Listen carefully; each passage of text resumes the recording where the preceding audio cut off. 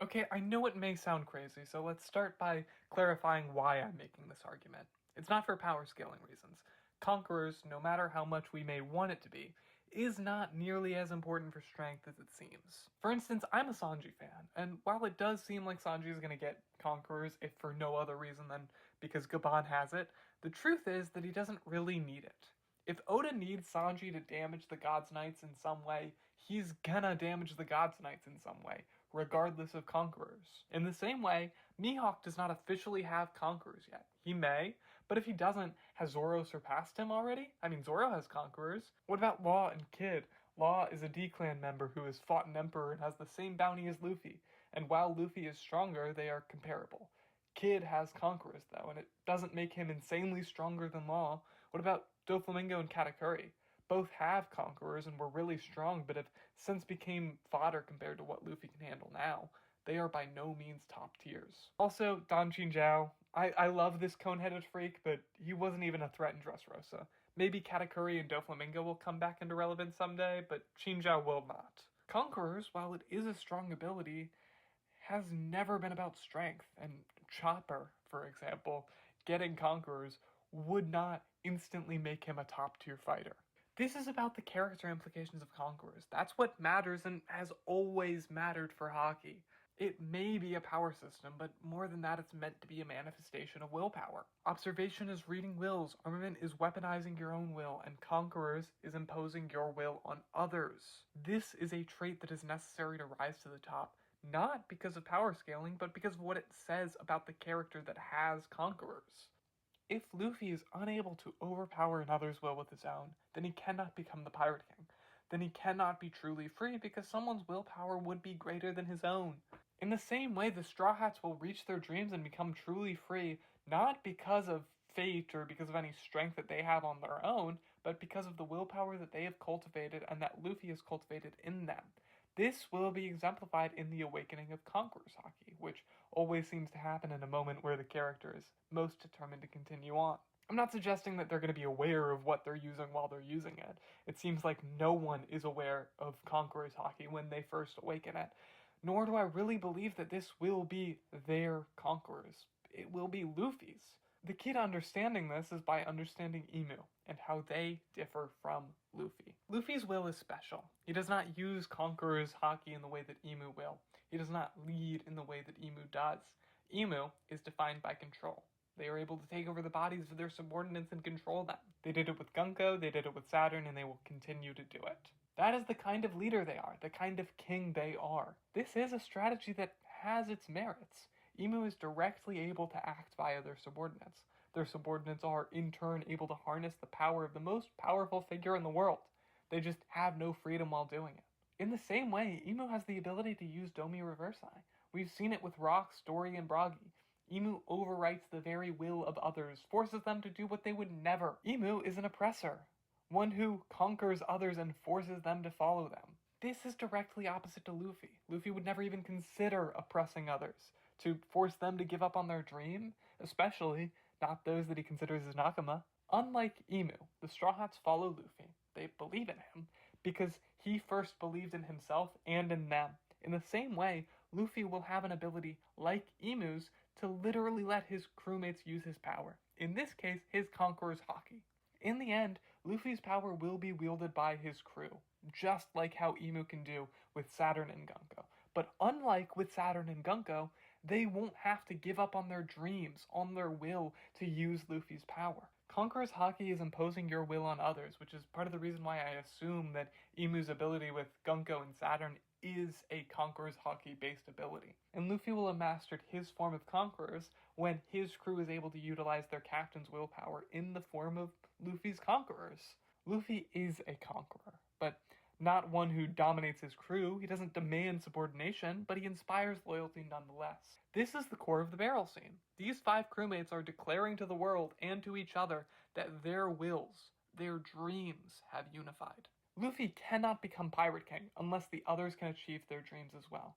For Luffy, having Conquerors means having the will to overcome others and achieve his dream. And if Luffy needs his friends to achieve their dreams for his to be accomplished, then Luffy's Conquerors must in some way mean that Luffy's friends also have the will to overcome others. because otherwise his dream is unachievable. Zoro may not have had the will to bow to Mihawk. Usopp may not have had the will to leave his island. Sanji to leave the Baratie. Nami to ask for help. Chopper to leave Kureha. Robin to live. Frankie to sail on the ship of dreams. Brook to keep his promise, and Jinbei to leave his crew behind. None of the crew had the will to be free, until Luffy came and freed them of their fears and their limitations. We have already seen the impact that Luffy has had on his crew. The thematic peak of this will be Conqueror's Haki. They will literally be able to wield their captain's willpower in order to defeat the Gods Knights and the Elders. In fact, we've already seen a version of this in more certain terms. Bonnie. Bonnie is only able to unlock her Gear 5-like state after seeing the freedom of Luffy. And we have to remember that Gear 5 is Luffy's freest form, and he describes it as himself when he is most free. Luffy's freedom becomes Bonnie's freedom. She is literally able to wield his freedom. As Bonnie is now, so they will all be free. Completely and entirely free, all thanks to Luffy. Because Luffy is not free unless all of his friends are. And we are not free unless we are all free.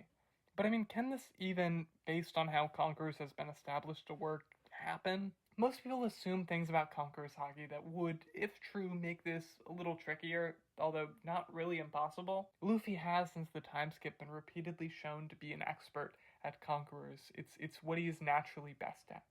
If anyone can unlock a new way of using Conquerors, it would be Luffy, especially considering how little we know about Conquerors and Haki in general. Think about Shanks' Wi-Fi Haki or the Haki rope thing. There are definitely ways of pushing the boundaries of what Haki can do. Also, there's something going on with Sanji and Conquerors. The whole situation with Gaban directly points to the idea that it's more complicated than a simple yes or no whether Sanji has Conquerors. Nothing directly states, as far as I can tell, that based on how Conquerors works, the Strawhats cannot use Luffy's Haki in some shape or form. But if this is a little too cheesy and power of friendship-y for you, or the issue of like Zoro seemingly already having Conquerors of his own makes you skeptical that this will happen, there is enough wiggle room for each of the Strawhats to still get Conquerors of their own, and it to just be thematically true that Luffy gave them his Conqueror spirit. Let's go through how this can be by looking at assumptions of how Conqueror's Haki works. First off, is Conqueror's Haki genetic? While it does seem to be believed that you must be born with it, which we're going to talk about, there doesn't really seem to be anything that directly states that Conqueror's is genetic. Yes, there are quite a few instances of parent-child Conqueror's Haki users. Roger and Ace, Kaido Yamato, Big Mom Katakuri, Garp, presumably Dragon, and Luffy. We can even throw Rocks and Blackbeard in there, assuming he gets Conqueror's Haki, which we're going to talk about in a bit. On top of that, we have characters like Zoro and Odin and Dofi who come from a noble pedigree. But ultimately, you can't convince me that Oda, the same Oda who wrote this and this, would make willpower a factor of having a noble lineage. For all the Nepo Baby allegations that we can throw on Luffy, we have to recognize that Luffy rejects the notion that his biological family is what defines him. So is it genetic? I don't think so, and I really hope not. But at this point, most of the Straw Hats come from some important family line, or at least very likely do. Except for Chopper. I don't think there's any royal reindeer in One Piece, or gonna be royal reindeer in One Piece, but aside from him, it's still very much possible. What about being born with Conquerors? During Marineford, when Luffy uses his Conquerors, Garp says that Luffy was born with it after all. This seems pretty cut and dry. Garp believes that Luffy was born with Conquerors, and if this is true, does it even matter if it's genetic or not? Conqueror's Haki is something that only a few people are born with and no one else. Except is that what Garp is really saying? When Rayleigh is describing Conquerors, he says that in very rare cases, some people are able to manipulate a third type of Haki. What if this is the key? Perhaps everyone is born with all three types of Haki, even Conquerors, because everyone is born with a will. They're just not capable of manipulating it from birth. This is how I choose to look at Conquerors. Garp is saying that Luffy was born able to manipulate it, and some people likely are born with this ability, but I don't know if everyone has to be.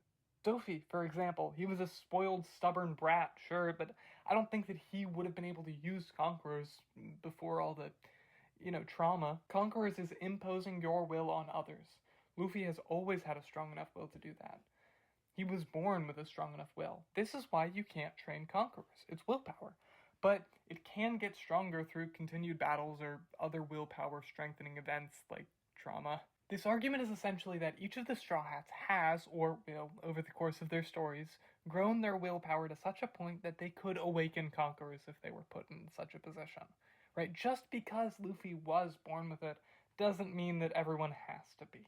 This means that, essentially, just because they have rose to this level and will be the crew of the Pirate King, they have achieved the willpower to unlock conquerors.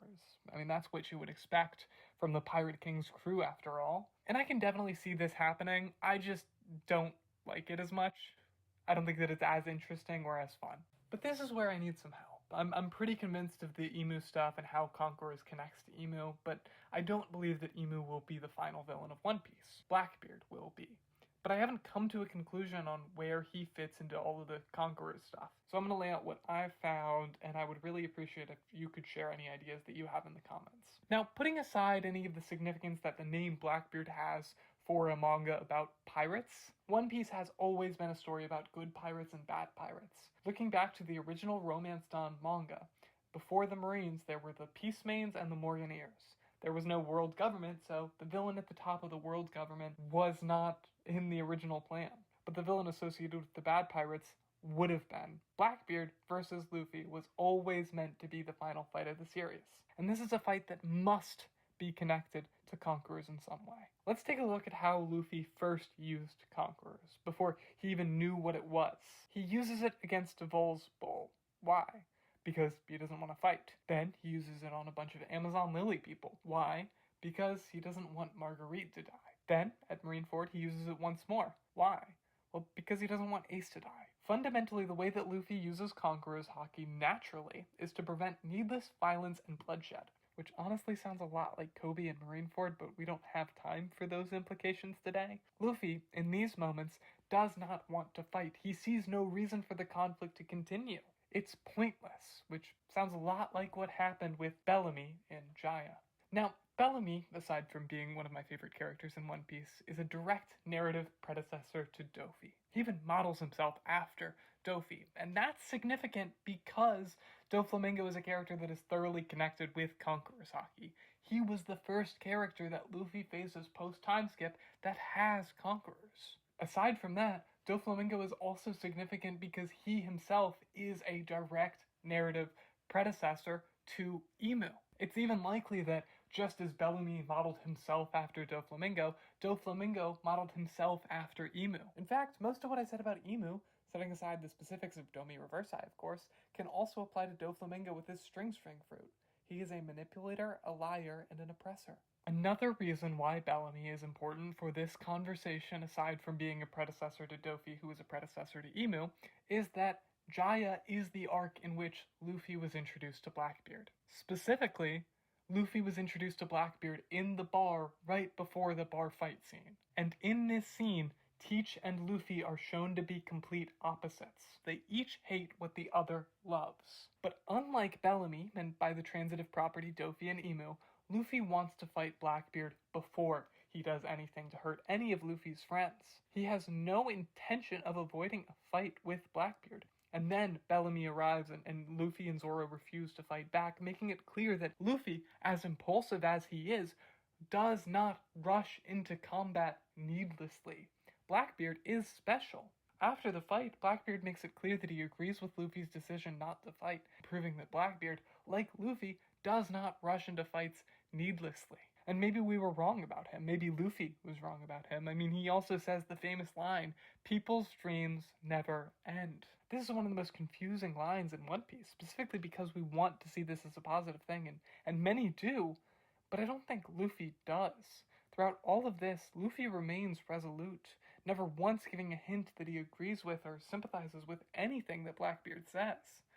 After all, we have to remember that Luffy's dream does have an end. So there's something here with the whole Conqueror's idea and Blackbeard, but I'm not sure what. I'm not even sure if Blackbeard will get Conquerors.